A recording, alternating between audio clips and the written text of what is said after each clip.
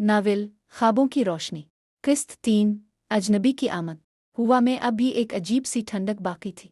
दरख्त के नीचे खड़ी ज़ेब-उल-निसा और नीलम अभी तक संभल नहीं पाई थी। लाकेट की मध्यम रोशनी आहिस्ता आहिस्ता ख़त्म हो रही थी, मगर उसका असर अभी भी फ़िज़ा में महसूस हो रहा था। नीलम ने धीरे से कहा, हमें यहाँ से जाना चाहिए। ज़ेब-उल-निसा ने जवाब नहीं दिया। वो दरख्त को घोर रही थी, जैसे कुछ सुनने की कोशिश कर रही हो। अचानक टहनी टूटने की आवाज़ आई। दोनों चौंक कर मुड़े। धुंध के अंदर कोई था। कदमों की हल्की आहट, आहिस्ता, नपी तली, जैसे कोई जानबूझकर सामने आ रहा हो। नीलम ने खौफज़दा होकर ज़ेब-उल-निसा का हाथ मज़बूती से पकड़ लिया। वो फिर आ गया किया, मगर इस बार साया मुख्तलिफ था। धुंध के अंदर से एक इंसानी शक्ल उभरने लगी। चंद लम्हों बाद वो वाज़े हो गया। एक नौजवान लड़का, लंबा कद, गहरी आंखें और चेहरे पर अजीब सा सुकून, मगर इस सुकून के पीछे कोई राज छुपा हुआ था। वो आहिस्ता आहिस्ता उनके करीब आया। डरो मत, इसने नर्म मगर संजीदा आवाज़ में कहा। नीलम ने फौरन पीछे हटते हुए कहा, तुम कौन हो? लड़का रुका। इसने एक नज़र दरख्त पर डाली, फिर लाकेट पर। इसकी आंखों में लम्हे भर के लिए हैरत चमकी। तो ये तुम्हें मिल ही गया। ज़ेब-उल-निसा का दिल तेजी से धड़कने लगा। तुम उसके बारे में जानते हो? लड़के ने सीधा जवाब नहीं दिया। वो चंद कदम और करीब आया, मगर एक फासला बरकरार रखा। मेरा नाम। वो रुका, जैसे सोच रहा हो कि बताए आ नहीं। आयान है। नीलम ने शक भरी नज़रों से इसे देखा। और तुम यहाँ क्या कर रहे हो? आयान ने हल्की सी मुस्कुराहट के साथ कहा, वही जो तुम कर रही हो, सच्चाई की तलाश। ज़ेब-उल-निसा ने लाकेट को मजबूती से पकड़ लिया। अगर तुम सच जानते हो तो हमें बताओ। आयान की नज़रें एक लम्हे के लिए गहरी हो गईं। सच इतना आसान नहीं होता जितना तुम समझ रही हो। अचानक हुआ का एक झुंडका आया। दरख्त की शाखें हिलने लगे। आयान ने फौरन सर उठाकर दरख्त की तरफ देखा, जैसे वो किसी अनदेखी चीज़ को महसूस कर रहा हो। ये जगह महफूज नहीं है, इसने आहिस्ता से कहा। नीलम घबरा गई। हमें पहले ही पता था। मगर ज़ेब-उल-निसा ने नज़रें नहीं हटाईं। तुम हमें डरा क्यों रहे हो?